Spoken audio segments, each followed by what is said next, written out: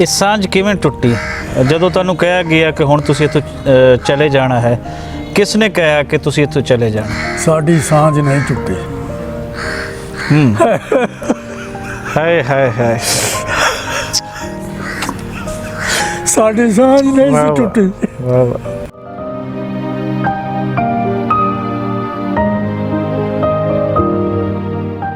अस्सलाम वालेकुम, सत श्री अकाल और नमस्कार दोस्तों, मैं हाँ अहमद रज़ा और अज असी तुहानूं सुणावांगे, तुहानूं मिलावांगे पार्टीशन दे नाल जुड़े हुए किरदार दे नाल जिहड़े उस वेले कोई 13-14 साल उन्हां दी उम्र सी।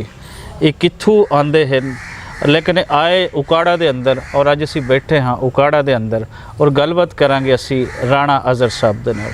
राणा अज़हर साहब बारे मैं दसदा जावां कि राणा अज़हर साहब इत्थों की सियासत का एक वड्डा नां रहे हैं, न सिर्फ उकाड़ा दी बल्कि पूरे इस खिते की मिंट गुमरी दी। और ये MP भी रह चुके हैं भुट्टो साहब के दौर दे विच। सो इन्हां दा एक पोलीटिकल असी बैकग्राउंड देखिए तो भी बड़ा मजबूत है। फिर एक इस खिते दे विच जिहड़े सोशलिस्ट नज़रियात हैं, मार्क्सिज्म हैं, उन्हां दा भी इत्थे गीत गाते रहे, उन्हां दे भी झंडे लहराते रहे। कामयाबी किंज हुई नहीं हुई इहदे ते असी एक सैपरेट उन्हां नाल टाक करांगे। भुट्टो साहब दे नाल मुलाकातां उन्हां दी किंज होईयां, क्योंकि पीपल्स पार्टी की जो बुनियाद रखी जाती है तो उन्हां दे विच ये भी शामिल सी। सो आओ मिलते हाँ राणा अज़हर साहब दे नाल और उन्हां तो जानते हाँ पार्टीशन के हवाले दे नाल। अस्सलाम वालेकुम सर। हाँ जी, वालेकुम सलाम। सर पता सानू चलिया कि तुसी माइग्रेट करके आए इत्थे। हाँ जी। तुसी इत्थों दे लोकल नहीं सी। हाँ और हमेशा तुहानू वो धरती याद रही। हाँ जी। जिथे तुसी जम्मे जाए और एक फितरी अमल है जिहड़ा इंसान फितरत नाल प्यार करता है, जी हाँ। उन्होंने उन्हां खेतां नाल उन्हां नूं वो पौधे, वो जानवर, जी वो हाँ। पगडंडियां, वो सारियां चीज़ां उन्होंने याद रहिंदियां जी हाँ। जिथे इंसान जमदा है, जिथे लोरियां लैंदा है, हाँ जी। जिथे झिड़कां खांदा है निक्के हुंदियां। जी हाँ। सो दसो कि तुहाडा जन्म कित्थे हुंदा है? मेरा जी जन्म हरियाणा कस्बा आ। ठीक है। 9 मील के फासले ते हुशियारपुर तो शमाल की तरफ। ठीक है। ये छोटियां इट्टां का बनया होया एक कस्बा आ। उच्ची जगह के उत्ते मौजूद है, काफ़ी उच्ची जगह, 8-10-15 फुट तक। उत्थे मेरा जन्म है। ये राजपूतां दा, नारू राजपूतां दा कस्बा सी। ठीक है। साढ़े डिस्ट्रिक्ट गस्टियर 1904 के मुताबिक कोई 500 पिंड सीगा नारूआं दा इस इलाके दे विच, पहाड़ की तरफ नूं, दसूए की तरफ नूं। ठीक है।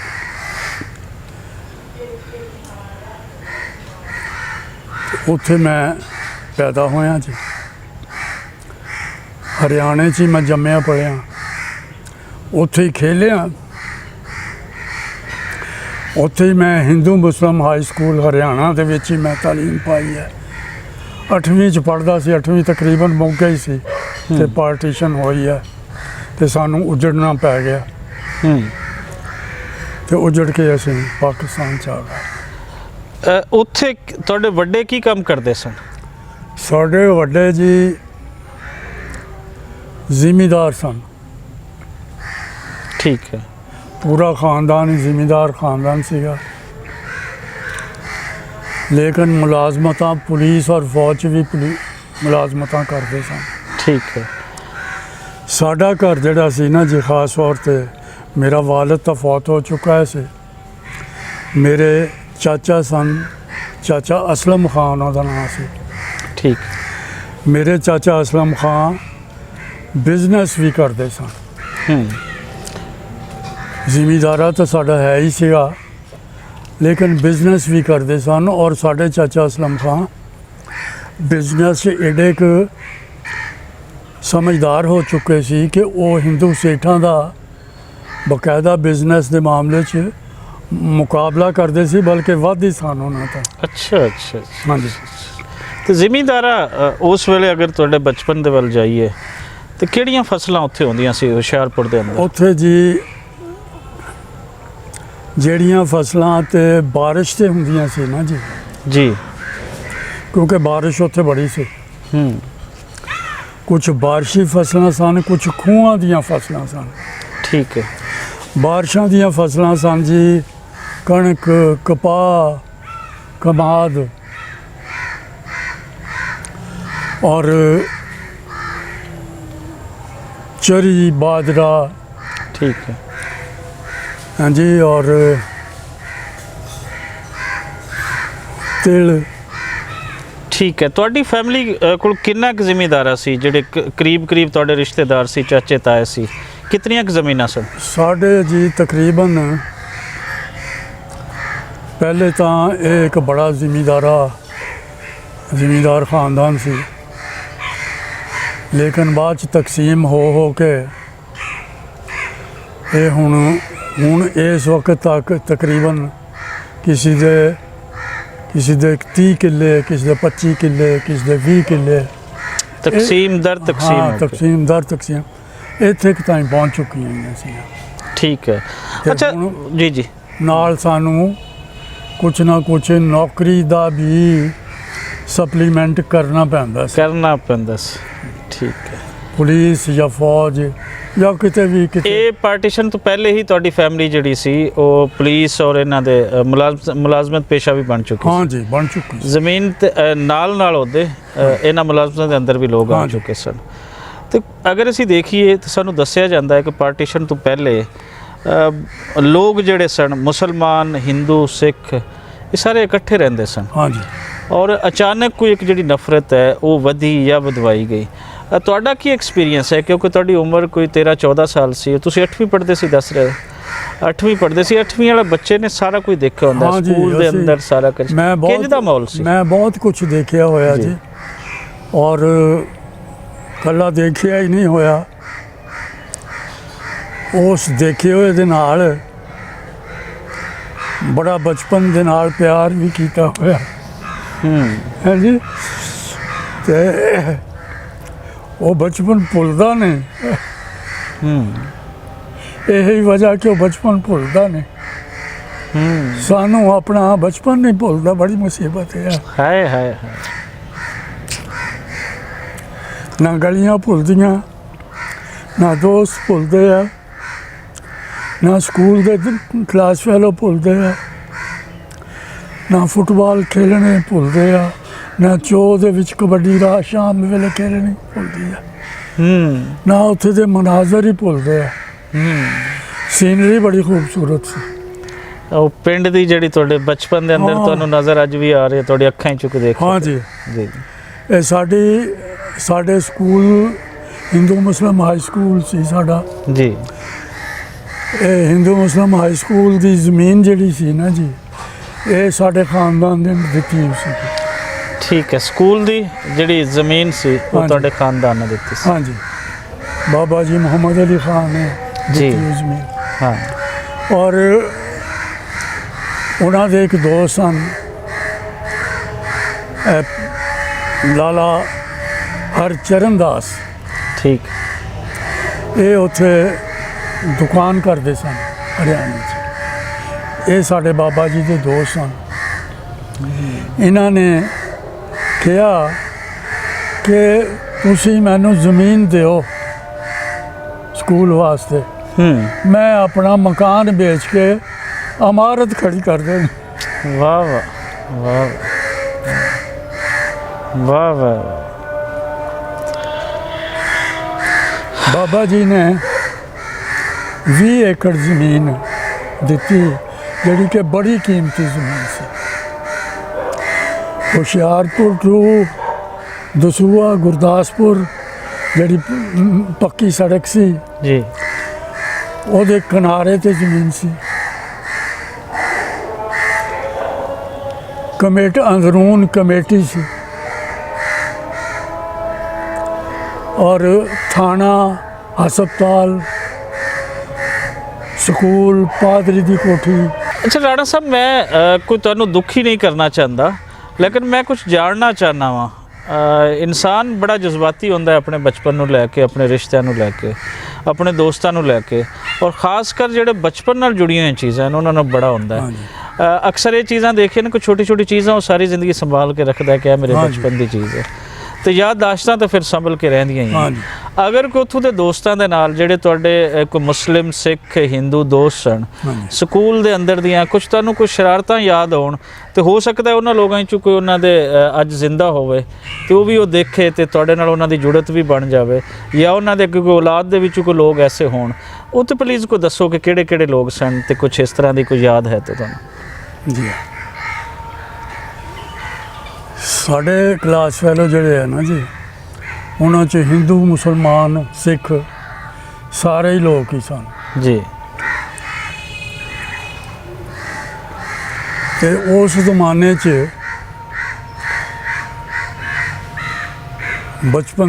ਬਚਪਨ ਦੀ ਪਿਆਰ ਔਰ ਦੋਸਤੀ 'ਚ ਸਾਨੂੰ ਕਦੀ ਇਹ ਫਰਕ ਮਹਿਸੂਸ ਨਹੀਂ ਹੋਇਆ ਕਿ ਕੌਣ ਹਿੰਦੂ ਆ ਤੇ ਕੌਣ ਸਿੱਖ ਆ ਤੇ ਕੌਣ ਮੁਸਲਮਾਨ ਆ।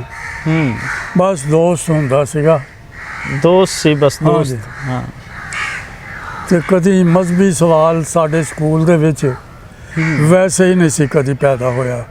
ਸਾਡੇ ਸਕੂਲ ਦਾ ਮਾਹੌਲ ਜਿਹੜਾ ਸੀ ਨਾ, ਐਡਾ ਕੁ ਅੱਛਾ ਮਾਹੌਲ ਸੀ। ਸਾਡੇ ਹੈਡਮਾਸਟਰ ਸਨ ਲਾਲਾ ਮਦਨ ਲਾਲ ਚੱਡਾ। ਠੀਕ ਹੈ, ਚੱਡਾ। ਜੀ ਜੀ। ਔਰ ਉਹਨਾਂ ਦੀ ਸ਼ਖਸੀਅਤ ਇਸ ਕਿਸਮ ਦੀ ਸੀ, ਇੰਨੀ ਕੁ ਤਾਕਤਵਰ ਸ਼ਖਸੀਅਤ ਸੀ ਕਿ ਮੈਂ ਪਾਕਿਸਤਾਨ 'ਚ ਕਿਸੇ ਦੀ ਸ਼ਖਸੀਅਤ ਨਹੀਂ ਦੇਖੀ। ਇੰਨਾ ਕੁ ਮੋਰਲ ਕਰੇਜ ਔਰ ਇੰਨਾ ਕੁ ਜ਼ਬਰਦਸਤ ਸ਼ਖਸੀਅਤ ਸੀ ਕਿ ਟੀਚਰ ਕੀ ਜਾਂ ਤਾਲਬ ਇਲਮ ਕੀ, ਬਾਹਰੋਂ ਵੀ ਜਿਹੜੇ ਲੋਕ ਆਉਂਦੇ ਸਨ ਨਾ ਜੀ, ਉਹ ਵੀ ਇੰਪ੍ਰੈਸ ਹੋਏ ਬਗੈਰ ਨਹੀਂ ਸਨ ਰਹਿੰਦੇ। ਮੈਨੂੰ ਇਹ ਅੱਛੀ ਤਰ੍ਹਾਂ ਯਾਦ ਹੈ ਕਿ ਜਦੋਂ ਸਾਲਾਨਾ ਮੁਆਇਨਾ ਹੁੰਦਾ ਸੀ ਸਕੂਲ ਦਾ, ਇੰਸਪੈਕਟਰ ਆਫ ਸਕੂਲਸ ਆਉਂਦੇ ਸਨ। ਠੀਕ। ਬੜੀਆਂ ਸਫਾਈਆਂ ਸਫੈਦੀਆਂ, ਰੰਗ ਰੋਗਨ ਕੀਤੇ ਜਾਂਦੇ ਸਨ। ਲੜਕੀਆਂ ਨੂੰ ਵੀ ਕਿਹਾ ਜਾਂਦਾ ਸੀ ਬਈ ਸਾਫ ਸੁਥਰੇ ਕੱਪੜੇ ਪਹਿਨ ਕੇ ਆਉਣਾ, ਫਲਾਣ ਜੀ। ਡੈਸਕ ਵੀ ਪਾਲਿਸ਼ ਕੀਤੇ ਜਾਂਦੇ ਸੀਗੇ, ਹਾਂਜੀ, ਵਗੈਰਾ ਵਗੈਰਾ। ਤੇ ਸਾਡੇ ਹੈਡਮਾਸਟਰ ਸਾਹਿਬ ਐਡੇ ਕੁ ਬਾਸੂਲ ਜਿਹੇ ਬੰਦੇ ਸਨ ਕਿ ਉਹ ਕਦੀ ਗੇਟ ਤੇ ਜਾ ਕੇ ਨਾ ਇੰਸਪੈਕਟਰ ਆਫ ਸਕੂਲਸ ਨੂੰ ਰਿਸੀਵ ਨਹੀਂ ਸੀ ਕਰਦੇ। ਠੀਕ। ਆਪਣੇ ਦਫ਼ਤਰ 'ਚ ਹੀ ਬੈਠੇ ਰਹਿੰਦੇ ਸੀ। ਦੋ ਟੀਚਰ ਜਾਂਦੇ ਸੀਗੇ ਤੇ ਜਾ ਕੇ ਉਹਨਾਂ ਨੂੰ ਰਿਸੀਵ ਕਰਕੇ ਅੰਦਰ ਲੈ, ਆਪਣੇ ਦਫ਼ਤਰ ਦੇ ਵਿੱਚ ਉੱਠ ਕੇ ਖੜੇ ਹੋ ਜਾਣਾ ਤੇ ਉਹਨਾਂ ਨੂੰ ਰਿਸੀਵ ਕਰਨਾ ਔਰ ਉਹਨਾਂ ਨੂੰ ਕੁਰਸੀ ਪੇਸ਼ ਕਰਨੀ ਤੇ ਉਹਨਾਂ ਨੂੰ ਕਹਿਣਾ ਜਨਾਬ ਤਸ਼ਰੀਫ ਕਰੋ ਤੇ ਮੁਆਇਨਾ ਕਰੋ। ਖੇਡਾਂ ਕਿਹੜੀਆਂ ਕਿਹੜੀਆਂ ਖੇਡਦੇ ਸੀ? ਹਾਂਜੀ। ਖੇਡਾਂ ਕਿਹੜੀਆਂ ਕਿਹੜੀਆਂ ਸਕੂਲ ਦੇ ਅੰਦਰ ਖਿਡਾਈਆਂ ਜਾਂਦੀਆਂ? ਸਾਡੇ ਅੰਦਰ ਜੀ ਖੇਡਾਂ ਸਾਡੇ ਸਕੂਲ 'ਚ ਬਲਕਿ ਹਰਿਆਣੇ 'ਚ ਫੁੱਟਬਾਲ ਬੜਾ ਮਕਬੂਲ ਸੀ। ਕਿਹੜੇ ਫੁੱਟਬਾਲਰ ਬਹੁਤ ਅੱਛੇ ਮੁੰਡੇ ਸਨ? ਕੋਈ ਨਾਂ ਯਾਦ, ਕੋਈ ਆਂਦਾ ਹੈ ਅੱਜ? ਹਾਂ ਯਾਦ ਹੈ ਸਾਰੇ। ਕੋਈ ਦੱਸੋ ਦੋ ਚਾਰ ਪਲੀਜ਼। ਇੱਕ ਤਾਂ ਇਹ ਆ ਜੀ ਕਿ ਸਾਡੀ ਜਿਹੜੀ ਸਿਟੀ ਦੀ ਟੀਮ ਸੀ ਨਾ ਜੀ ਫੁੱਟਬਾਲ ਦੀ, ਜੀ, ਉਹਦੇ ਪਲੇਅਰ ਐਡੇ ਕੁ ਅੱਛਾ ਖੇਡਦੇ ਸਨ ਕਿ ਪਾਕਿਸਤਾਨ ਦੀ ਜਿਹੜੀ ਨੈਸ਼ਨਲ ਟੀਮ ਆ ਨਾ ਜੀ, ਉਸ ਤੋਂ ਬਿਹਤਰ ਸਨ। ਅੱਛਾ। ਮੈਂ ਕੋਈ ਹਾਂ ਇਹ ਕਿਸੇ ਨੂੰ ਕੋਈ ਐਗਜ਼ੈਜਰੇਸ਼ਨ ਨਹੀਂ ਹੈ। ਠੀਕ ਹੈ। ਇੰਡੀਵਿਜੂਅਲੀ ਨਾਂ ਲਵਾਂ ਤੇ ਉਹ ਬਹੁਤ ਬੜੇ ਪਲੇਅਰ ਸਨ। ਕੋਈ ਮੈਂ ਚਾਹਨਾ ਕਿ ਦੋ ਚਾਰ ਨਾਮ ਤਾਂ ਕਿ ਇੱਕ ਲਿੰਕ ਅਗਰ ਜੁੜ ਜਾਵੇ। ਸਾਡੇ ਟੀਚਰ ਸਨ ਮਾਸਟਰ ਨਿਆਜ਼ ਸਾਹਿਬ। ਠੀਕ ਹੈ। ਉਹ ਬਹੁਤ ਬੜੇ ਪਲੇਅਰ ਸਨ ਫੁੱਟਬਾਲ ਦੇ। ਠੀਕ ਹੈ। ਇੱਥੇ ਆ ਕੇ ਉਹਨਾਂ ਨੇ PhD ਕਰ ਲਈ, ਡਾਕਟਰ ਨਿਆਜ਼ ਬਣ ਗਏ। ਠੀਕ। ਹਿਸਟਰੀ 'ਚ ਉਹਨਾਂ ਦਾ ਥੀਸਿਸ ਹੈ ਔਰ ਉਹ ਟੀਚਰਸ ਟ੍ਰੇਨਿੰਗ ਕਾਲਜ ਦੇ ਪ੍ਰਿੰਸੀਪਲ ਲੱਗ ਗਏ। ਠੀਕ ਹੈ। ਲੇਕਿਨ ਉਹਨਾਂ ਦੀ ਤਬੀਅਤ ਹੋਈ ਫੁੱਟਬਾਲਰ ਵਾਲੀ, ਸਾਦਾ ਹੈ ਜੀ, ਔਰ ਹੱਸਦੇ ਰਹਿਣਾ ਉਸੇ ਤਰ੍ਹਾਂ ਰਹੀ ਜਿਸ ਤਰ੍ਹਾਂ ਉੱਥੇ ਹੁੰਦੀ ਸੀ। ਬੜੇ ਹੀ ਤਾਲਬ ਇਲਮਾਂ ਦੇ ਨਾਲ ਬੜੀ ਸਰਪ੍ਰਸਤੀ ਉਹ ਕਰਦੇ ਸਨ। ਇਹ ਸਾਡੇ ਇੰਚਾਰਜ ਸਨ ਫੁੱਟਬਾਲ ਦੇ। ਹਾਂ ਹਾਂ। ਇਹਨਾਂ ਨੇ ਸਾਨੂੰ ਫੁੱਟਬਾਲ ਸਿਖਾਇਆ। ਇਹਨਾਂ ਨੇ ਸਾਨੂੰ ਅੱਛਾ ਫੁੱਟਬਾਲ ਔਰ ਘਟੀਆ ਫੁੱਟਬਾਲ ਦੀ ਕੁਆਲਿਟੀ ਵੀ ਸਾਨੂੰ ਇਹਨਾਂ ਨੇ ਹੀ ਸਮਝਾਈ ਹੈ। ਫੁੱਟਬਾਲਰ ਦੇ ਵਿੱਚ ਗੋ ਕਿ ਸਾਨੂੰ ਪਲੇਸ ਦੇ ਵਿੱਚ ਵੰਡ ਨਹੀਂ ਕਰਨੀ ਚਾਹੀਦੀ, ਜਿਵੇਂ ਤੁਸੀਂ ਦੱਸ ਰਹੇ ਹੋ ਕਿ ਸਾਡੇ ਹਿੰਦੂ ਸਿੱਖ ਔਰ ਇਹਦਾ ਫਰਕ ਹੀ ਨਹੀਂ ਹੁੰਦਾ हाँ जी नहीं सी हुंदा ਲੇਕਿਨ ਦੋ ਨਾਮ ਅਗਰ ਚਾਹੋ ਐਸੀ ਕਿ ਫੁੱਟਬਾਲਰ ਜਿਹੜੇ ਬਹੁਤ ਅੱਛੇ ਸਨ ਹਿੰਦੂ, ਦੋ ਸਾਡੇ- ਫੁੱਟਬਾਲਰ ਸਿੱਖ। ਸਾਡੇ ਇੱਕ ਤਾਂ ਜੀ ਸਾਡੇ ਸਕੂਲ ਦਾ ਮੁੰਡਾ ਸੀ ਇੱਕ ਕਰਮ ਸਿੰਘ ਉਹਦਾ ਨਾਂ ਸੀਗਾ, ਠੀਕ। ਕਰਮਾ ਅਸੀਂ ਕਹਿੰਦੇ ਸੀ। ਹਾਂ ਬੜੀ ਛੋਟੀ ਉਮਰ ਦਾ ਮੁੰਡਾ ਸੀ, 6ਵੀਂ ਜਮਾਤ ਚ ਪੜ੍ਹਦਾ ਸੀ, ਪਿੰਡ ਤੋਂ ਆਉਂਦਾ ਸੀਗਾ ਠੀਕ ਤੇ ਸਰ ਉਹ ਇੰਨਾ ਕੁ ਅੱਛਾ ਫੁੱਟਬਾਲ ਖੇਲਦਾ ਸੀ ਕਿ ਉਹਨੂੰ ਡਿਸਟ੍ਰਿਕਟ ਟੂਰਨਾਮੈਂਟ ਜਿਹੜੇ ਆ ਉਹਦੀ ਉਸ ਟੀਮ ਦੇ ਵਿੱਚ ਵੀ ਉਹਨੂੰ ਭੇਜਿਆ ਗਿਆ ਸੀ। ਕਰਮਾ ਨੂੰ, ਕਰਮੇ ਨੂੰ, ਠੀਕ ਕਰਮ ਸਿੰਘ ਨੂੰ, ਕਰਮ ਸਿੰਘ ਨੂੰ, ਕਰਮਾ ਜੀ ਜੀ ਬੱਚਾ ਜਿਹਾ ਸੀ ਬਿਲਕੁਲ ਹੀ। ਹਾਂ ਉਹ ਇੰਨਾ ਕੁ ਬਾਲ ਕੈਰੀ ਕਰਦੇ ਸੀ, ਪੈਰ ਹੀ ਨਹੀਂ ਸੀ ਲੱਗਣ ਦਿੰਦਾ ਕਿਸੇ ਦਾ। ਦੂਜਾ ਨਾਂ ਦੂਸਰਾ ਨਾਂ ਆਸਫ ਖਾਨ ਸੀ। ਠੀਕ ਹੈ ਇਹ ਆਸਫ ਖਾਨ ਸਾਡੇ ਖਾਨਦਾਨ ਦੇ ਸਾਡੇ ਕਜ਼ਨ ਹੀ ਲੱਗਦੇ ਸਨ। ਹਾਂ ਇਹ 9ਵੀਂ 'ਚ ਪੜ੍ਹਦੇ ਸਨ, ਇਹ ਵੀ ਬਹੁਤ ਅੱਛਾ ਖੇਲਦੇ ਸਨ।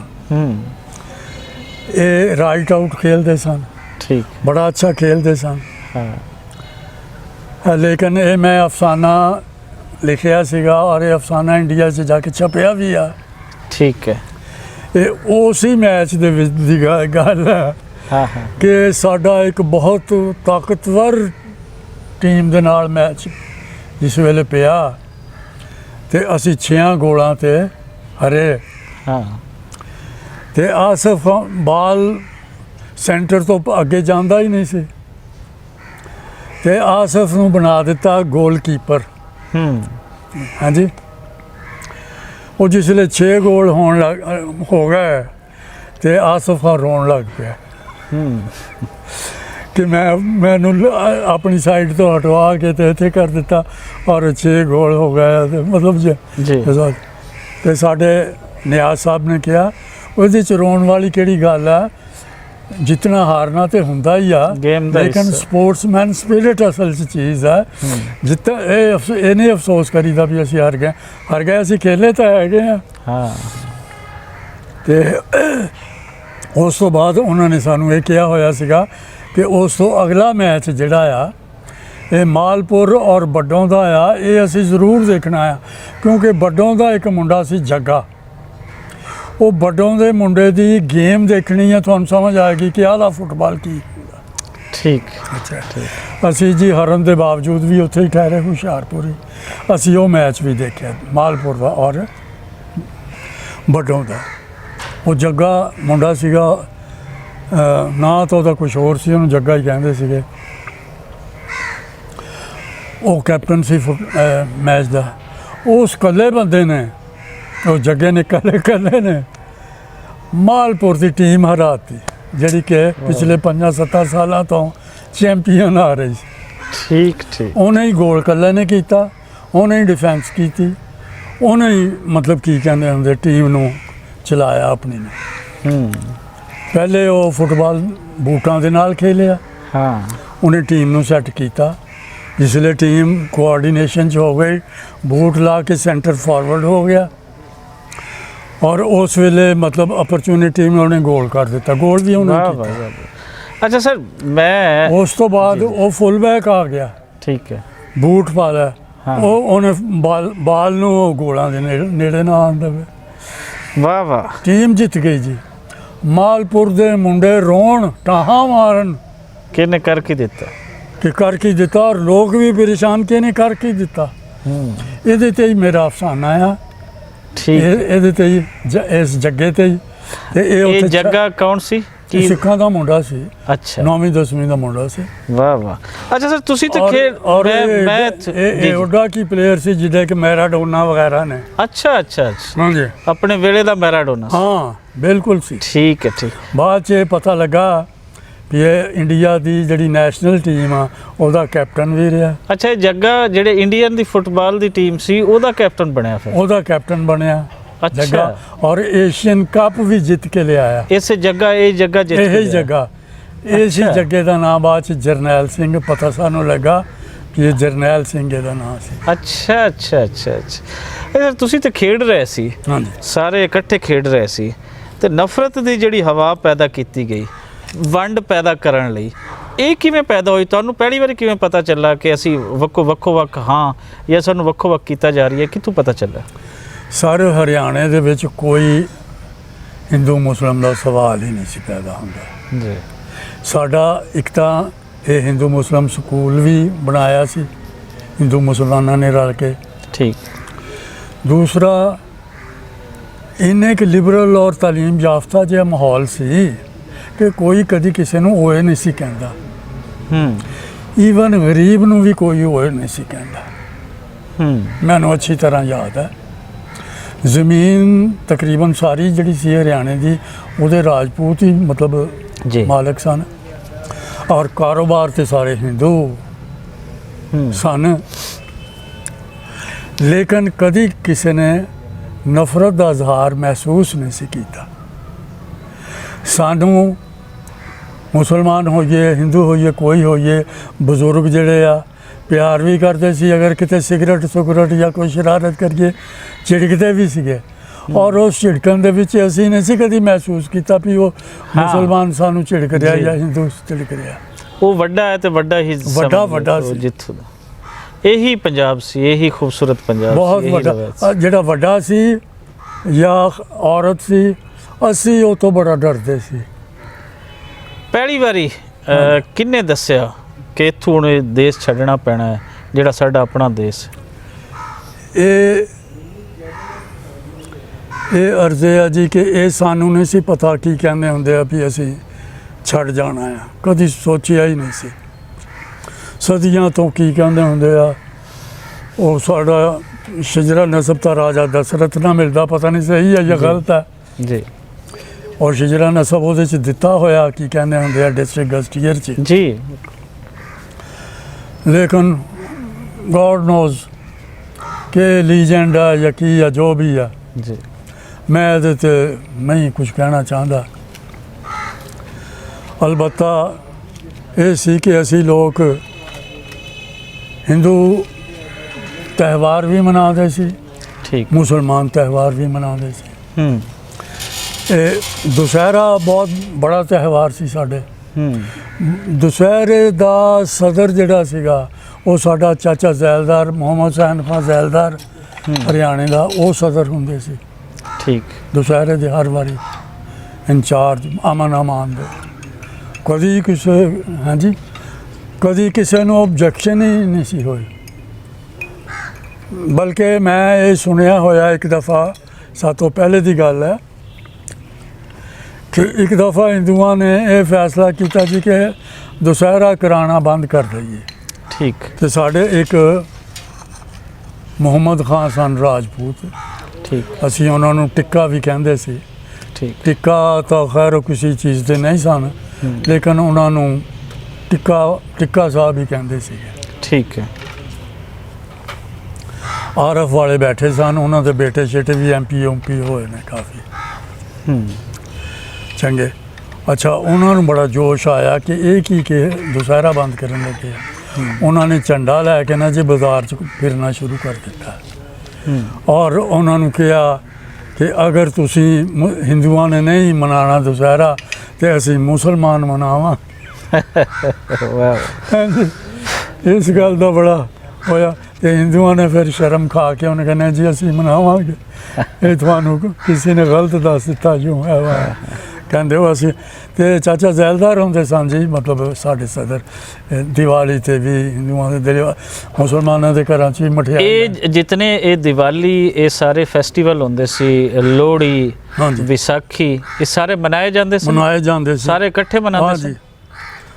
ਤੁਹਾਡੇ ਉੱਥੇ ਮੇਲਾ ਕਿੱਥੇ ਲੱਗਦਾ ਹੁੰਦਾ ਸੀ ਵਿਸਾਖੀ ਦਾ? ਵਿਸਾਖੀ ਦਾ ਮੇਲਾ ਸਾਡੇ 2 ਮੀਲ ਦੇ ਫਾਸਲੇ ਤੇ ਡੁਡਿਆਣਾ ਇੱਕ ਜਗ੍ਹਾ ਸੀ। ਠੀਕ। ਇੱਕ ਪਿੰਡ ਸੀ ਡੁਡਿਆਣਾ ਜੀ, ਉੱਥੇ ਲੱਗਦਾ ਸੀ ਇਹਦਾ ਵਿਸਾਖੀ ਦਾ ਮੇਲਾ। 2 ਮੀਲ ਦੇ ਫਾਸਲੇ ਤੇ ਸੀ। ਮਤਲਬ ਇਹ ਸਾਰਿਆਂ ਦੇ ਸਾਂਝੇ ਫੈਸਟੀਵਲ ਸੀ। ਜੇ ਇਹ ਪਾਰਟੀਸ਼ਨ ਤੋਂ ਬਾਅਦ ਫਿਰ ਵੰਡੇ ਜਾਂਦੇ ਕਿ ਇਹ ਹਿੰਦੂਆਂ ਦਾ ਹੋ ਗਿਆ, ਇਹ ਮੁਸਲਮਾਨਾਂ ਦਾ ਹੋ ਗਿਆ? ਨਹੀਂ, ਸਾਡੇ ਸਾਂਝੇ। ਸਾਡੇ ਜੀ ਤਾਜ਼ੀਆਂ 'ਚ ਹਿੰਦੂ ਸਬੀਲਾਂ ਲਾਉਂਦੇ ਸੀ। ਠੀਕ ਹੈ। ਸ਼ਰਬਤ ਦੀਆਂ, ਮਿੱਠੇ ਪਾਣੀ ਦੀਆਂ। ਤੇ ਦੀਵਾਲੀ 'ਚ ਹਿੰਦੂ ਸਾਡੇ ਘਰਾਂ 'ਚ ਮਠਿਆਈ ਲੈ ਕੇ ਆਉਂਦੇ ਸੀ। ਠੀਕ। ਦੁਸਹਿਰਾ ਸਾਂਝਾ ਹੁੰਦਾ ਸੀ। ਦੁਸਹਿਰਾ ਸਾਡਾ ਇੰਨਾ ਭਰਦਾ ਸੀ ਕਿ ਪੰਜਾਬ 'ਚ ਮਸ਼ਹੂਰ ਸੀਗਾ। ਹਰਿਆਣੇ ਦਾ ਦੁਸਹਿਰਾ ਤੇ ਅੰਮ੍ਰਿਤਸਰ ਦੀ ਦੀਵਾਲੀ, ਇਹ ਇੱਕ ਫਿਕਰਾ ਸੀ। ਇਹ ਸਾਂਝ ਕਿਵੇਂ ਟੁੱਟੀ ਜਦੋਂ ਤੁਹਾਨੂੰ ਕਿਹਾ ਗਿਆ ਕਿ ਹੁਣ ਤੁਸੀਂ ਇੱਥੋਂ ਚਲੇ ਜਾਣਾ ਹੈ? ਕਿਸ ਨੇ ਕਿਹਾ ਕਿ ਤੁਸੀਂ ਇੱਥੋਂ ਚਲੇ ਜਾਣਾ? ਸਾਡੀ ਸਾਂਝ ਨਹੀਂ ਟੁੱਟੀ। ਹਾਏ ਹਾਏ ਹਾਏ। ਸਾਡੀ ਸਾਂਝ ਨਹੀਂ ਸੀ ਟੁੱਟੀ। ਵਾਹ ਵਾਹ। ਟਰੱਕ ਆ ਗਏ, ਕਨਵਾਏ ਆ ਗਿਆ ਤੇ ਉਹਨਾਂ ਨੇ ਕਿਹਾ ਜੀ ਬੈਠੋ ਤੇ ਚਲੋ ਜੀ। ਹਿੰਦੂ ਸਾਨੂੰ ਚੜਾਉਂਦੇ ਸੀ। ਸਿੱਖਾਂ ਦਾ ਮੁੰਡਾ ਸ਼ਰਨਾ ਸੀਗਾ, ਮੀਂਹ ਪੈਂਦੇ ਦੇ ਵਿੱਚ ਭਿੱਜਿਆ ਪਿਆ ਸੀ ਪਾਣੀ 'ਚ, ਲੋਕਾਂ ਦੇ ਬਿਸਤਰੇ ਚੱਕ ਚੱਕ ਕੇ ਟਰੱਕ 'ਚ ਰੱਖਦਾ ਸੀ। ਹਾਂਜੀ, ਸਾਰੇ ਖੜੇ ਸੀ, ਸਾਰੇ ਅਫਸੋਸ ਨਾਲ ਖੜੇ ਸੀਗੇ ਕਿ ਲਓ ਜੀ ਇਹ ਪਿੱਛੇ ਚਲੇ ਆ। ਅਸੀਂ ਵੀ ਕਿ ਲਓ ਵੀ ਅਸੀਂ ਤਾਂ ਪਿੱਛੇ ਚੱਲੇ। ਮੇਰੇ ਤਾਇਆ ਜੀ ਫਿਰੋਜ਼ਦੀਨ ਖਾਨ ਲੋਕਾਂ ਦਾ ਸਮਾਨ ਸਮੂਨ ਚੜਵਾਉਂਦੇ ਰਹੇ ਤੇ ਉਹ ਟਰੱਕ ਚਲਾ ਕੇ ਤੁਰ ਗਿਆ। ਉਹ ਉੱਥੇ ਖੜੇ ਦੇ ਖੜੇ ਰਹਿ ਗਏ। ਪਤਾ ਲੱਗਾ ਬਾਅਦ 'ਚ ਸਾਰੇ ਸ਼ਹਿਰ 'ਚ ਮਸ਼ਹੂਰ ਹੋ ਗਿਆ ਕਿ ਜੀ ਬਾਊ ਜੀ ਤਾਂ ਇੱਥੇ ਹੀ ਰਹਿ ਗਏ, ਉਹ ਜਾ ਨਹੀਂ ਸਕੇ। ਪਤਾ ਨਹੀਂ ਕੀ ਵਜ੍ਹਾ ਹੋਈ ਹੈ ਜੀ। ਸਾਡੇ ਉੱਥੇ ਇੱਕ ਸੇਠ ਪਿਆਰਾ ਲਾਲ ਹੁੰਦਾ ਸੀ, ਕਾਰੋਬਾਰੀ ਬੰਦਾ ਸੀ, ਪੱਠਾ ਵੀ ਸੀ ਉਹਦਾ, ਦੂਸਰੇ ਕਾਰੋਬਾਰ ਸਨ। ਸਾਡੇ ਵੀ ਇਸੇ ਤਰ੍ਹਾਂ ਦੂਸਰੇ ਕਾਰੋਬਾਰਾਂ ਤੋਂ ਇਲਾਵਾ ਸਾਡਾ ਵੀ ਪੱਠਾ ਸੀਗਾ। ਤੇ ਉਹਨੇ ਕਿਹਾ ਯਾਰ, ਉਹਨੇ ਬੰਦੇ ਭੇਜੇ, ਉਹਨੇ ਕਿਹਾ ਜੀ ਉਹ ਰਾਣਾ ਸਾਹਿਬ ਨੂੰ ਸੱਦ ਕੇ ਲਿਆਓ। ਲੈ ਕੇ ਆਏ ਤੇ ਕਿਹਾ ਕਿ ਬਾਊ ਜੀ ਕੀ ਗੱਲ ਹੋਈ ਕਿ ਤੁਸੀਂ ਕਿਉਂ ਪਿੱਛੇ ਰਹਿ ਗਏ? ਉਹ ਕਹਿੰਦੇ ਯਾਰ ਮੈਂ ਲੋਕਾਂ ਦੇ ਟਰੱਕ ਸਮਾਨ ਹੀ ਚੜਾਉਂਦਾ ਸੀ, ਟਰੱਕ ਚੱਲ ਪਏ, ਮੈਨੂੰ ਪਤਾ ਹੀ ਨਹੀਂ ਲੱਗਾ, ਮੈਂ ਉੱਥੇ ਦਾ ਉੱਥੇ ਹੀ ਖੜੇ ਰਹਿ ਗਿਆ, ਟਰੱਕ ਨਿਕਲ ਗਏ। ਫਿਰ ਮੈਂ ਕੀ ਕਰਦਾ? ਸਾਨੂੰ ਵੀ ਹੁਸ਼ਿਆਰਪੁਰ ਜਾ ਕੇ ਪਤਾ ਲੱਗਾ ਵੀ ਉਹ ਪਿੱਛੇ ਰਹਿ ਗਏ ਸਾਡੇ ਤਾਇਆ ਜੀ। ਫਿਰ ਅਸੀਂ ਹਰ ਕਿਸਮ ਦਾ ਹਰਬਾ ਕੀਤਾ, ਲੇਕਿਨ ਅਸੀਂ ਉਹਨਾਂ ਨੂੰ ਲਿਆ ਨਹੀਂ ਸੀ ਸਕਦੇ। ਫਿਰ ਲਾਲਾ ਨੇ, ਪਿਆਰਾ ਲਾਲ ਨੇ ਕਿਹਾ ਕਿ ਹੁਣ ਰਾਣਾ ਜੀ ਗੱਲ ਇਹ ਆ ਕਿ ਬਰਾਏ ਮਿਹਰਬਾਨੀ ਹੁਣ ਤੁਸੀਂ ਆਪਣੇ ਜਿਹੜੇ ਖਾਲੀ ਘਰ ਆ ਨਾ ਉਹਨਾਂ 'ਚ ਨਾ ਚਲੇ ਜਾਣਾ ਕਿਤੇ, ਕਿਉਂਕਿ ਪਾਕਿਸਤਾਨ 'ਚੋਂ ਜਿਨ੍ਹਾਂ ਲੋਕਾਂ ਦੀਆਂ ਮਾਵਾਂ ਭੈਣਾਂ ਚੱਕੀਆਂ ਗਈਆਂ, ਜਿਨ੍ਹਾਂ ਦੇ ਕਤਲ ਹੋਏ ਆ, ਉਹ ਇੱਥੇ ਆ ਚੁੱਕੇ ਆ ਹਰਿਆਣੇ 'ਚ ਜੀ। ਤੇ ਉਹਨਾਂ ਨੂੰ ਤੇ ਤੁਹਾਡਾ ਨਹੀਂ, ਉਹ ਤਾਂ ਬੜੇ ਜ਼ਖਮੀ ਨੇ। ਤੇ ਤੁਸੀਂ ਹੁਣ ਆਪਣੇ ਘਰ 'ਚ ਨਹੀਂ ਜਾਣਾ, ਮੇਰੇ ਨਾਲ ਸੌਣਾ ਆ ਤੇ ਇੱਥੇ ਹੀ ਰੋਟੀ ਖਾਣੀ ਆ, ਤਾਂ ਕਿ ਉਹਨਾਂ ਲੋਕਾਂ ਦਾ ਤੁਹਾਨੂੰ ਕੋਈ ਇਹ ਨਾ ਹੋਵੇ ਕਿ ਬਾਹਰ ਨਾ ਜਿਹਨੂੰ ਤੁਹਾਨੂੰ ਕਿਸੇ ਨੇ ਕੁਝ ਨਹੀਂ ਕਹਿਣਾ। ਸਾਰਾ ਸ਼ਹਿਰ ਤੁਹਾਨੂੰ ਜਾਣਦਾ ਹੈ, ਤੁਹਾਨੂੰ ਕਿਸੇ ਨੇ ਰਾਤ ਨੂੰ ਤੁਸੀਂ ਬਰਾਏ ਮਿਹਰਬਾਨੀ ਨਾ ਕਿਤੇ ਜਾਣਾ ਤੇ ਨਾ ਆਪਣੇ ਘਰਾਂ 'ਚ ਜਾਣਾ। ਤੇ ਤਾਇਆ ਜੀ ਸਾਡੇ 2 ਮਹੀਨੇ ਸੇਠ ਪਿਆਰਾ ਲਾਲ ਦੇ ਹੀ ਘਰ ਰਹੇ ਆ, ਉੱਥੇ ਰੋਟੀ ਖਾਧੀ ਆ, ਉੱਥੇ ਹੀ ਸੁੱਤੇ ਆ। ਉਸ ਦੇ ਬਾਅਦ ਕੈਂਪ ਲੱਗਾ ਸੀ ਸਾਡੇ, ਇੱਕ ਬੜਾ ਵੱਡਾ ਕੈਂਪ ਲੱਗ ਗਿਆ ਸੀ, ਲੱਖ ਕੁ ਬੰਦਾ ਉੱਥੇ ਹਰਿਆਣੇ ਕੈਂਪ 'ਚ ਜਮ੍ਹਾਂ ਸੀ। ਤੇ ਇੱਕ ਕੋਈ ਫੌਜੀ ਟਰੱਕ ਲੈ ਕੇ ਆਇਆ, ਆਪਣੇ ਮਾਂ-ਬਾਪ ਨੂੰ ਲੱਭਦਾ ਸੀ, ਉਹਦੇ ਮਾਂ-ਬਾਪ ਤਾਂ ਉਹਨੂੰ ਲੱਭੇ ਨਾ। ਉਸ ਟਰੱਕ ਦੇ ਵਿੱਚ ਸਾਡੇ ਤਾਇਆ ਜੀ ਬੈਠ ਕੇ ਪਾਕਿਸਤਾਨ 'ਚ ਲਾਹੌਰ ਆ ਗਏ। ਲਾਹੌਰ ਆਏ ਤੇ ਸਾਡੀ ਫੁੱਫੀ ਵੀ ਲਾਹੌਰ ਹੀ ਸ਼ਾਦੀशुदा ਵਿਆਹੀ ਹੋਈ ਸੀ, ਉਹਨਾਂ ਨੂੰ ਘਰ ਦਾ ਪਤਾ ਸੀ ਉੱਥੇ ਚਬੁਰਜੀ ਦੇ ਨਾਲ ਕਰਕੇ ਪੁੰਛ ਰੋਡ ਹੈ ਜੀ, ਹੈ 47 ਪੁੰਛ ਰੋਡ, ਉਹ ਸੀਗਾ ਘਰ ਸਾਡੀ ਫੁੱਫੀ ਦਾ। ਉੱਥੇ ਆ ਗਏ, ਉਹਨਾਂ ਨੂੰ ਪਤਾ ਸੀ ਕਿ ਵੀ ਇਹ ਘਰ ਹੈ, ਉੱਥੇ ਆ ਗਏ। ਜਿਸ ਵੇਲੇ ਉਹਨਾਂ ਨੇ ਉੱਥੇ ਕੋਈ ਬੰਦਾ ਨਾ ਦੇਖਿਆ ਤੇ ਡਰ ਗਏ, ਕਹਿੰਦੇ ਉਹ ਬਾਕੀ ਕਿੱਥੇ ਆ? ਉਹਨਾਂ ਨੇ ਕਿਹਾ ਪਤਾ ਨਹੀਂ ਮਰ ਗਏ ਕਿਤੇ। ਤੇ ਮੇਰੀ ਬੂਆ ਨੇ ਕਿਹਾ ਕਿ ਭਾਈ ਜੀ ਤੁਸੀਂ ਪਹਿਲੇ ਨਹਾ ਲਾਓ, ਫਿਰ ਥੋੜਾ ਆਰਾਮ ਕਰੋ, ਰੋਟੀ ਖਾ ਕੇ ਫਿਰ ਅਸੀਂ ਤੁਹਾਨੂੰ ਉਹਨਾਂ ਦੇ ਕੋਲ ਲੈ ਕੇ ਚੱਲਦੇ ਹਾਂ। ਸਾਰੇ ਹੈਗੇ ਆ, ਫਿਕਰ ਨਾ ਕਰੋ। ਸਾਰੇ ਜ਼ਿੰਦਾ ਹਨ, ਬਚ ਕੇ ਆ ਗਏ। ਹਾਂਜੀ, ਮੈਂ ਆਪਣੀ ਫੁੱਫੀ ਕੋਲ ਹੀ ਹੁੰਦਾ ਸੀਗਾ। ਫਿਰ ਤਾਇਆ ਜੀ ਨਹਾ ਕੇ ਰੋਟੀ ਖਾ ਕੇ ਈਜ਼ੀ ਹੋ ਗਿਆ ਨਾ ਕਿ ਪਾਕਿਸਤਾਨ 'ਚ ਪਹੁੰਚ ਗਏ, ਸਾਰੇ ਹੈਗੇ ਵੀ ਆ। ਤੇ ਮਾਡਲ ਟਾਊਨ 19 ਸੀ, ਮਾਡਲ ਟਾਊਨ 'ਚ ਸਾਰਾ ਉੱਥੇ ਟੱਬਰ ਬੈਠਾ ਆਇਆ ਸੀਗਾ। ਫਿਰ ਅਸੀਂ ਉੱਥੇ ਲੈ ਕੇ ਗਏ ਤਾਇਆ ਜੀ, ਸਾਰੇ ਰੋ ਕੇ ਮਿਲੇ ਕਿ ਸਾਡੇ ਤਾਇਆ ਜੀ ਦੀਆਂ ਉਸ ਵੇਲੇ 6 ਬੇਟੀਆਂ ਸੀਆਂ, 2 ਬੇਟੇ, 1 ਬੇਟਾ ਸੀਗਾ। ਤੇ ਤੁਹਾਨੂੰ ਪਤਾ ਜੈਸਾ ਸਮਾਂ ਰੋਣ ਦਾ ਇਹ ਹੋਇਆ, ਲੇਕਿਨ ਅਸੀਂ ਸਾਰੇ ਬਚ ਗਏ, ਸਾਰੇ ਪਹੁੰਚ ਗਏ, ਕਿਸੇ ਚੀਜ਼ ਦਾ ਨੁਕਸਾਨ ਨਹੀਂ ਹੋਇਆ। ਪਹੁੰਚ ਗਏ, ਪਹੁੰਚ ਕੇ ਅਸੀਂ ਕੋਈ ਲਾਹੌਰ ਦੇ ਵਿੱਚ ਅਲਾਟਮੈਂਟ ਨਹੀਂ ਕਰਾਈ। ਠੀਕ। ਹਾਲਾਂਕਿ ਅਲਾਟਮੈਂਟ ਅਫਸਰ ਵੀ ਸਾਡਾ ਹੀ ਸੀਗਾ। ਅੱਛਾ। ਹਾਂ, ਆਮਦ ਖਾਨ ਅਲਾਟਮੈਂਟ ਅਫਸਰ ਸੀ, ਅਨਵਰ ਖਾਨ ਮੇਰਾ ਤਾਇਆ ਚਾਚਾਜ਼ਾਦ ਭਾਈ ਜਿਹੜਾ ਅਸਿਸਟੈਂਟ ਅਲਾਟਮੈਂਟ ਅਫਸਰ ਸੀ। ਅਸੀਂ ਕੋਈ ਅਲਾਟਮੈਂਟ ਨਹੀਂ, ਅਸੀਂ ਪਿੰਡਾਂ ਨੂੰ ਤੁਰ ਪਏ ਵੀ ਪਿੰਡਾਂ ਦੇ ਬੰਦੇ ਆ, ਪਿੰਡ ਜਾ ਕੇ ਲੱਭੀ। ਹਾਂ। ਤੇ ਮੰਡ ਉਮਰ ਤੋਂ 10 ਮੀਲ ਦੇ ਫਾਸਲੇ ਤੇ 70 5L ਇੱਕ ਜਗ੍ਹਾ ਸੀ, ਅਸੀਂ ਉੱਥੇ ਪਹੁੰਚ ਗਏ। 10 ਮੀਲ ਪੈਦਲ ਚੱਲ ਕੇ ਸਾਹੀਵਾਲ ਪਹੁੰਚਣਾ ਪੈਂਦਾ ਸੀ। ਠੀਕ। ਉੱਥੇ ਸਾਡੀ ਚਾਚੀ ਬਿਮਾਰ ਹੋਈ ਤੇ 7 ਮੀਲ ਤੇ ਇੱਕ ਡਿਸਪੈਂਸਰੀ ਸੀ ਜਿੱਥੋਂ ਦਵਾਈ ਲੱਭਦੀ ਸੀ। ਉਹ ਅਸੀਂ ਦਵਾਈ 7 ਮੀਲ ਤੋਂ ਲੈ ਕੇ ਆਉਂਦੇ ਸੀ, ਊਂਠ ਤੇ ਬੈਠ ਕੇ। ਫਿਰ ਉੱਥੋਂ ਫੈਸਲਾ ਕੀਤਾ ਕਿ ਇੱਥੇ ਨਹੀਂ ਅਸੀਂ ਰਹਿ ਸਕਦੇ। ਫਿਰ ਉਕਾੜੇ ਆ ਗਏ। ਠੀਕ। ਉਕਾੜੇ ਦੇ ਨਾਲ ਕਲ ਕੇ ਪਿੰਡ ਸੀਗਾ, ਇੱਥੇ ਜ਼ਮੀਨ ਅਲਾਟ ਹੋ ਗਈ ਸਾਨੂੰ।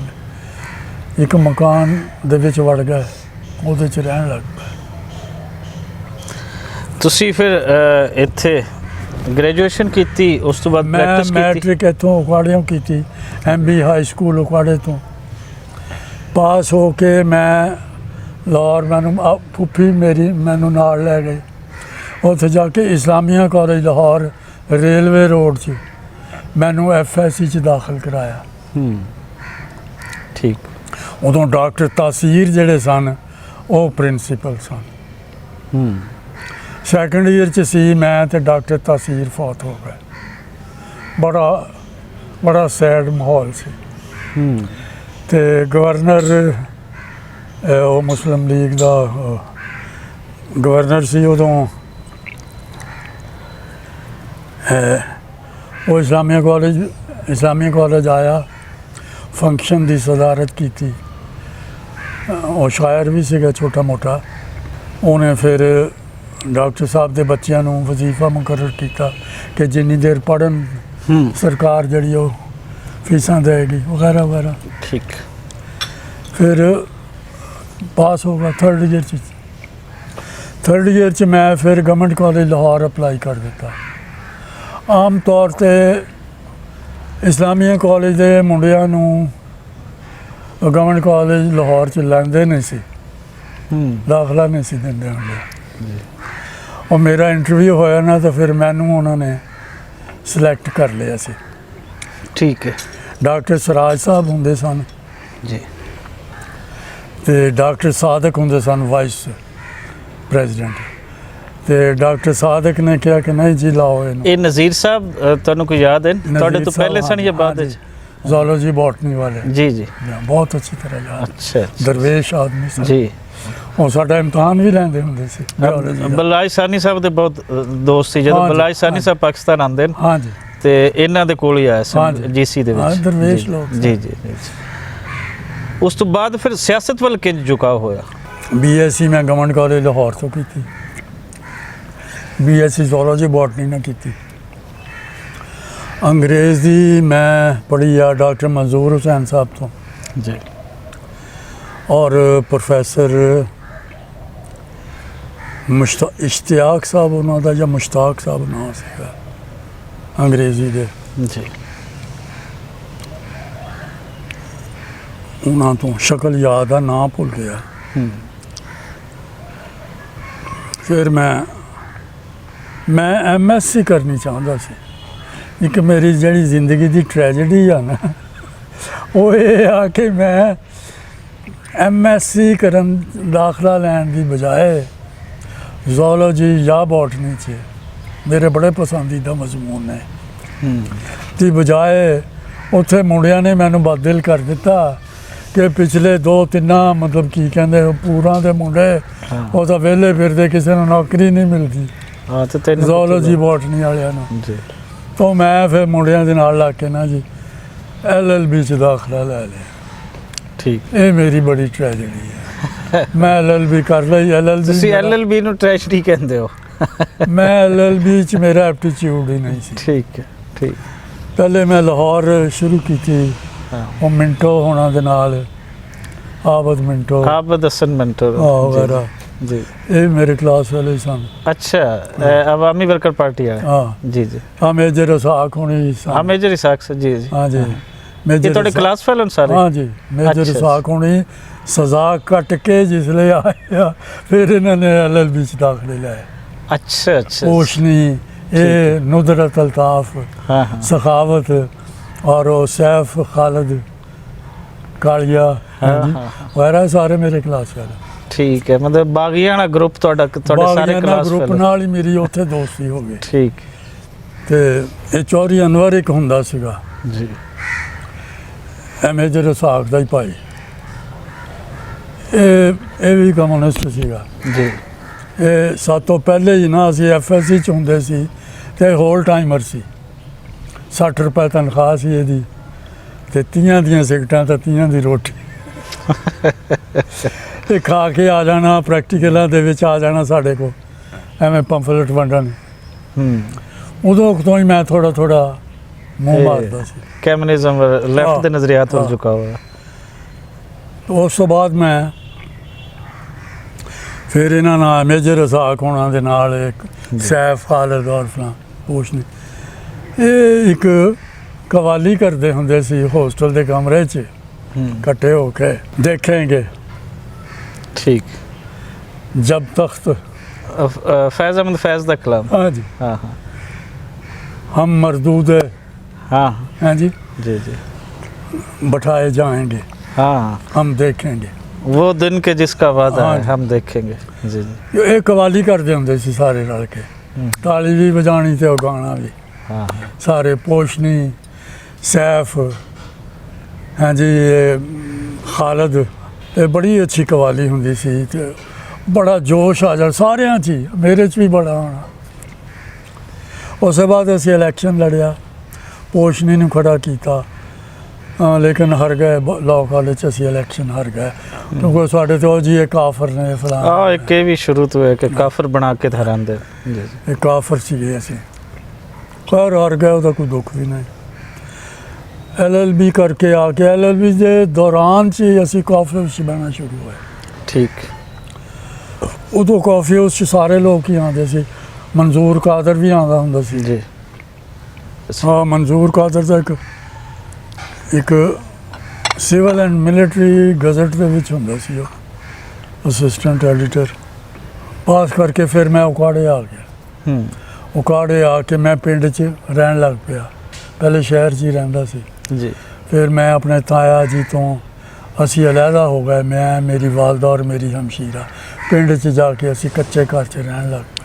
ਠੀਕ। ਉੱਥੋਂ ਮੈਂ ਸਾਈਕਲ 'ਤੇ ਆਉਂਦਾ ਸੀ ਵਕਾਲਤ ਕਰਨ। ਉੱਥੋਂ ਹੀ ਮੈਂ ਪੀਪਲਸ ਪਾਰਟੀ ਦੀ ਕਨਵੈਨਸ਼ਨ 'ਚ ਗਿਆ ਸੀ, ਪਿੰਡ 'ਚੋਂ ਹੀ। ਠੀਕ। ਆ ਕੇ ਮੁੜ ਕੇ ਮੈਂ ਫੈਸਲਾ ਕਰ ਲਿਆ ਕਿ ਪੁੱਟੋ ਨੂੰ ਸਪੋਰਟ ਕਰਨਾ। ਆ ਕੇ ਨਾ ਜੀ ਮੈਂ ਕਨਵੀਨਰ ਮੈਂ ਹੀ ਹਾਂ ਠੀਕ। ਪੀਪਲਸ ਪਾਰਟੀ ਉਕਾੜੇ ਦਾ। ਉਕਾੜੇ ਦੇ ਪਹਿਲੇ ਕਨਵੀਨਰ ਤੁਸੀਂ ਹੋ? ਮੈਂ ਠੀਕ। ਮੈਂ ਉਹ ਸ਼ੁਰੂ ਕਰ ਦਿੱਤੀ। ਵਕੀਲਾਂ ਕੋ ਜਾਂਦਾ ਸੀ, ਕਾਲਜ 'ਚ ਜਾਂ ਬਹਿਸਾਂ ਹੀ ਬਹਿਸਾਂ ਦਾ ਜ਼ਮਾਨਾ।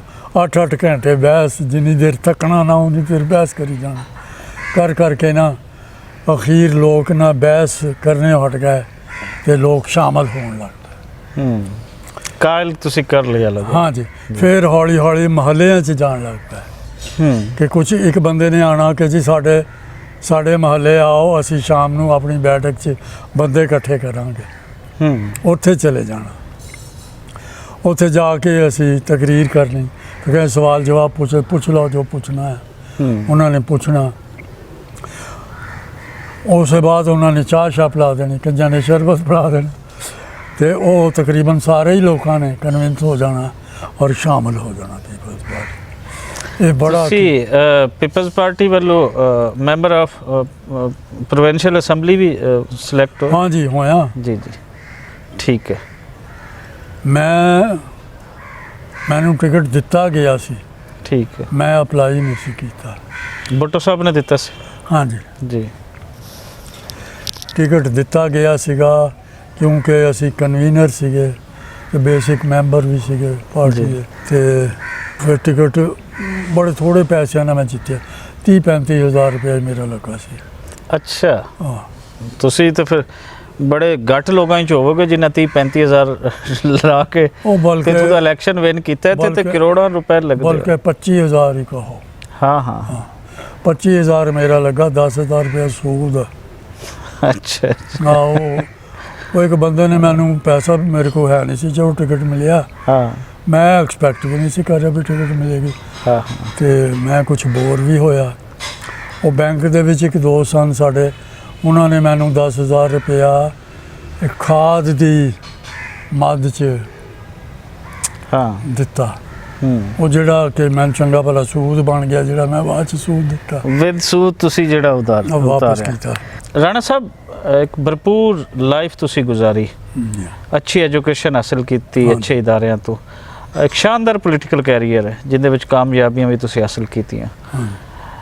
ਅੱਜ ਤੁਸੀਂ ਅਗਰ ਅਸੀਂ ਤੁਹਾਡੀ ਏਜ ਦੇ ਵੱਲ ਜਾਈਏ ਤੇ ਤਕਰੀਬਨ ਕੋਈ 90 ਸਾਲ ਦੇ ਕਰੀਬ ਹੈ ਤੁਹਾਡੀ। ਹਾਂ, ਬਣੀ ਕੜੀ ਹੈ। ਤੇ ਪਿੰਡ ਤੇ ਕੀ ਖਾਹਿਸ਼ ਹੈ ਜਿੱਥੇ ਜੰਮੇ ਜਾਏ? ਹੁਣ ਦੁਬਾਰਾ ਤੋਂ ਤੁਸੀਂ ਉੱਥੇ ਕਿਉਂ ਜਾਣਾ ਚਾਹੁੰਦੇ ਹੋ? ਅੱਜ ਆਪਣੇ ਬੈਠਣ ਦਾ ਕਾਰਨ ਵੀ ਇਹੀ ਹੈ ਕਿ ਤੁਹਾਡੇ ਨਾਲ ਗੱਲਬਾਤ ਕੀਤੀ ਜਾਵੇ ਔਰ ਤੁਹਾਡੇ ਅੰਦਰ ਜਿਹੜਾ ਦਰਦ ਹੈ ਉਹ ਸਾਹਮਣੇ ਇਹਨਾਂ ਦੋਨੋਂ ਰਿਆਸਤਾਂ ਦੇ ਅੱਗੇ ਰੱਖਿਆ ਜਾਵੇ ਕਿ ਇੱਕ ਬੰਦਾ 90 ਸਾਲ ਦੇ ਨੇੜੇ ਦਾ ਬਜ਼ੁਰਗ ਉਹ ਆਪਣੇ ਲੋਚਦਾ ਹੈ ਆਪਣੇ ਪਿੰਡ ਨੂੰ। ਕੀ ਕਹਾਣੀ ਇਹਦੇ ਪਿੱਛੇ ਕੀ? ਉਹ ਸਾਨੂੰ ਚੁੱਕੇ ਅਸੀਂ ਨਹੀਂ ਵਾਪਰੀ ਸਾਡੇ ਤੇ ਕਹਾਣੀ, ਇਹ ਦੱਸੋ ਪਲੀਜ਼।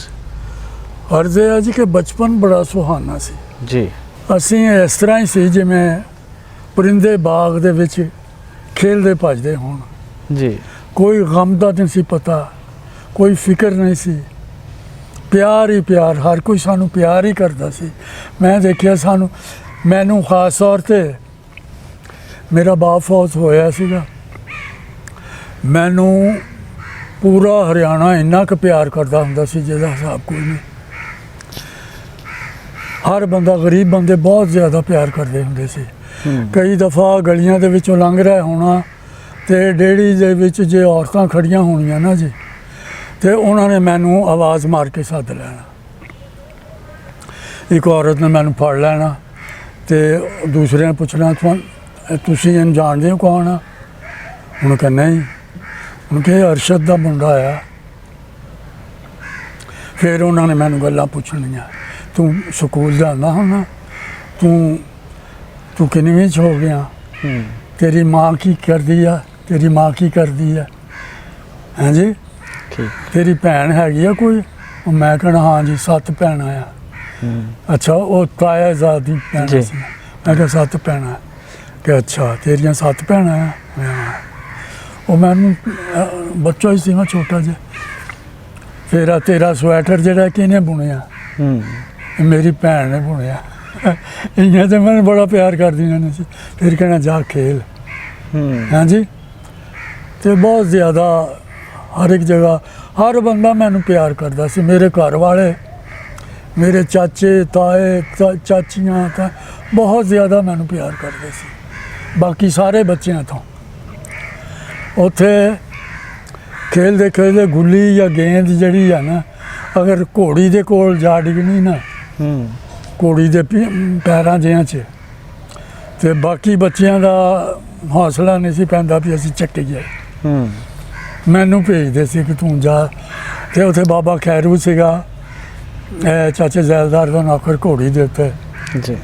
ਉਹ ਸਿਰਫ ਮੈਂ ਜਾਂਦਾ ਸੀ ਤੇ ਗੇਂਦ ਚੱਕ ਕੇ ਦੇ ਦਿੰਦਾ ਸੀ, ਹੋਰ ਨਹੀਂ ਤਾਂ ਝਿੜਕੇ ਦਿੰਦਾ ਸੀ। ਨਹੀਂ ਤਾਂ ਉਹ ਬੜੇ ਝਿੜਕੇ ਦਿੰਦਾ ਸੀ, ਉਹ ਤੋਂ ਡਰਦੇ ਬੜੇ ਸੀ। ਜੇ ਕੁੜੀ ਵਿਦਕ ਜਾਏ। ਸੁਪਨੇ ਦੇ ਵਿੱਚ ਅਕਸਰ ਇਹ ਹੁੰਦਾ ਹੈ, ਕਈ ਬਜ਼ੁਰਗਾਂ ਦਾ ਮੈਂ ਇੰਟਰਵਿਊ ਕੀਤਾ ਤੇ ਉਹਨਾਂ ਦੇ ਵਿੱਚੋਂ ਕਈ ਲੋਕ ਐਸੇ ਨੂੰ ਕਹਿੰਦੇ ਨੇ ਅਸੀਂ ਆਪਣੇ ਖਾਬਾਂ ਦੇ ਵਿੱਚ, ਸੁਪਨਿਆਂ ਦੇ ਵਿੱਚ ਕਈ ਦਫਾ ਆਪਣੇ ਪਿੰਡਾਂ ਦੇ ਵਿੱਚ ਉੱਥੇ ਗਏ, ਉੱਥੇ ਮੈਂ ਇੰਜ ਤਾਂ ਲੱਗਿਆ। ਬਹੁਤ ਵਾਰੀ ਗਿਆ ਔਰ ਇਸ ਹੈਸੀਅਤ 'ਚ ਗਿਆ ਕਿ ਮੈਂ ਪਾਕਿਸਤਾਨ ਚੋਂ ਆਇਆ ਤੇ ਹਰਿਆਣੇ ਆਇਆ ਹੋਇਆ। ਅੱਛਾ, ਇਹ ਖਾਬ ਦੇ ਵਿੱਚ ਤੁਹਾਨੂੰ ਇਹ ਪਤਾ ਹੁੰਦਾ ਕਿ ਮੈਂ ਪਾਕਿਸਤਾਨ ਤੋਂ ਆਇਆ ਜੀ, ਤੇ ਮੈਂ ਹਰਿਆਣੇ ਆਇਆ ਹੋਇਆ। ਔਰ ਇਹ ਵੀ ਹੋਇਆ ਕਿ ਮੇਰੇ ਚਾਚਾ ਜੀ ਫੌਤ ਹੋ ਗਏ ਸਨ। ਖਾਬ 'ਚ ਆਇਆ ਕਿ ਚਾਚਾ ਜੀ ਵੀ ਉੱਥੇ ਹਰਿਆਣੇ ਆ ਗਏ ਹੋਏ ਆ। ਉਹਨਾਂ ਨੇ ਕਿਹਾ ਕਿ ਅੱਛਾ ਕੀਤਾ ਤੂੰ ਆ ਗਿਆ, ਮੈਂ ਵੀ ਆ ਗਿਆ ਹੋਇਆ। ਮੈਂ ਵੀ ਆ ਗਿਆ। ਤੇ ਹੁਣ ਤੁਹਾਡੇ ਜਾਣਾ ਚਾਹੁੰਦੇ ਹੋ ਕਿ ਚਾਹਤ ਕੀ ਹੈ ਦਿਲ ਦੇ ਵਿੱਚ? ਸਾਡੇ ਚਾਚਾ ਜੀ ਹਰ ਵੇਲੇ 24 ਘੰਟੇ ਗੱਲ ਕਰੀ ਜਾਂਦੇ ਸੀ ਕਿ ਇਸ ਤਾਜ਼ੀਆਂ ਨੂੰ ਅਸੀਂ ਵਾਪਸ ਚਲੇ ਜਾਣਾ, ਅਸੀਂ ਵਾਪਸ ਚਲੇ ਜਾਣਾ, ਅਸੀਂ ਨਹੀਂ ਇੱਥੇ ਰਹਿ ਸਕਦੇ। ਇਹ ਤਾਂ ਜਦੋਂ ਫਿਰ ਗਾਂਧੀ ਜੀ ਦੇ ਗੋਲੀ ਲੱਗੀ ਆ ਨਾ ਜੀ, ਤੇ ਸਾਡੇ ਤਾਇਆ ਜੀ ਨੇ ਖਬਰ ਸੁਣ ਕੇ ਆਏ ਬਾਹਰੋਂ ਤੇ ਉਹਨਾਂ ਨੇ ਘਰ ਆ ਕੇ ਦੱਸਿਆ ਕਿ ਲਓ ਜੀ ਗਾਂਧੀ ਨੂੰ ਗੋਲੀ ਮਾਰ ਦਿੱਤੀ ਗਈ ਆ, ਹੁਣ ਅਸੀਂ ਕਦੀ ਵਾਪਸ ਨਹੀਂ ਜਾ ਸਕਦੇ। ਹੁਣ ਨਹੀਂ ਜਾ ਫਿਰ ਹੁਣ ਅੱਜ ਤੁਸੀਂ ਆਪਣੇ ਪਿੰਡ ਦੁਬਾਰਾ ਜਾਣਾ ਚਾਹੁੰਦੇ ਹੋ? ਮੈਂ ਆਪਣੇ ਪਿੰਡ ਜਾਣਾ ਚਾਹੁੰਦਾ, ਮੈਂ ਪਿੰਡ ਦੇਖਣਾ ਚਾਹੁੰਦਾ। ਕੋਈ ਮੇਰਾ ਹਮ ਉਮਰ ਤੇ ਜ਼ਿੰਦਾ ਨਹੀਂ ਹੋਣਾ, ਮੈਨੂੰ ਯਕੀਨ ਆ, ਲੇਕਿਨ ਗਲੀਆਂ ਜਿਹੜੀਆਂ ਨੇ ਉਹ ਤਾਂ ਮੈਨੂੰ ਗਲੀਆਂ ਤਾਂ ਪਛਾਣ ਲੈਣਗੀਆਂ ਮੈਨੂੰ। ਇਹ ਖੇਡਦਾ ਹੁੰਦਾ ਸੀ ਇੱਥੇ। ਮੈਂ ਜਾਣਾ ਚਾਹੁੰਦਾ, ਮੈਂ ਆਪਣਾ ਮਹੱਲਾ ਦੇਖਣਾ ਚਾਹੁੰਦਾ, ਬਾਜ਼ਾਰ ਦੇਖਣਾ ਚਾਹੁੰਦਾ, ਸਾਰਾ ਪੁਰਾਣਾ ਕਸਬਾ ਜਿਹੜਾ ਉਹ ਦੇਖਣਾ, ਖੋਲੇ ਵੀ ਦੇਖਣਾ ਚਾਹੁੰਦਾ। ਦੀਵਾਨਖਾਨਾ ਸਾਡਾ ਢਹਿ ਚੁੱਕਾ ਹੋਇਆ, ਸਾਡਾ ਦੀਵਾਨਖਾਨਾ ਜਿਹੜਾ ਸੀ ਨਾ ਜੀ ਉਹ ਢਹਿ ਚੁੱਕਾ ਹੋਇਆ। ਬਹਿਰਹਾਲ ਛੋਟੀਆਂ ਇੱਟਾਂ ਦਾ ਸੀ ਕਿਲ੍ਹਾ। ਘਰ ਵੀ ਸਾਡੇ ਢਹਿ ਚੁੱਕੇ ਹੋਣੇ ਕਿਉਂਕਿ ਛੋਟੀਆਂ ਇੱਟਾਂ ਤੇ ਬਣੀਆਂ। ਸ਼ਾਇਦ ਅੱਜ ਵੀ ਕੋਈ ਚੀਜ਼ ਸਲਾਮਤ ਹੋਵੇ, ਤੁਹਾਨੂੰ ਦਿਖ ਰਹੀ ਹੋਵੇ। ਅਗਰ ਇੱਕ ਇੱਟ ਵੀ ਹੋਏਗੀ ਤਾਂ ਮੈਂ ਪਛਾਣ ਲਾਂਗਾ। ਹਾਏ ਹਾਏ ਹਾਏ। ਜ਼ਮੀਨ ਵੀ ਆਪਣੀ ਦੇਖ ਕੇ ਆਊਂਗਾ, ਡੇਰੇ ਦੇਖ ਕੇ ਆਊਂਗਾ ਆਪਣੇ, ਜਿੱਥੇ ਜ਼ਮੀਨ 'ਚ ਡੇਰੇ ਖੂਹ ਲੱਗੇ ਹੋਏ ਸੀਗੇ। ਫੁੱਟਬਾਲ ਦੀਆਂ ਗਰਾਊਂਡਾਂ ਦੇਖ ਕੇ ਆਊਂਗਾ, ਮੁੰਡਿਆਂ ਨੂੰ ਖੇਲਦਾ ਦੇਖ ਕੇ। ਹਰਿਆਣੇ 'ਚ ਛੋਟੇ ਮੁੰਡਿਆਂ ਨੂੰ ਗਲੀਆਂ 'ਚ ਖੇਲਦੇ ਦੇਖੂੰਗਾ। ਹਰਿਆਣੇ ਦੀਆਂ ਔਰਤਾਂ ਨੂੰ ਦੇਖ ਕੇ ਆਊਂਗਾ।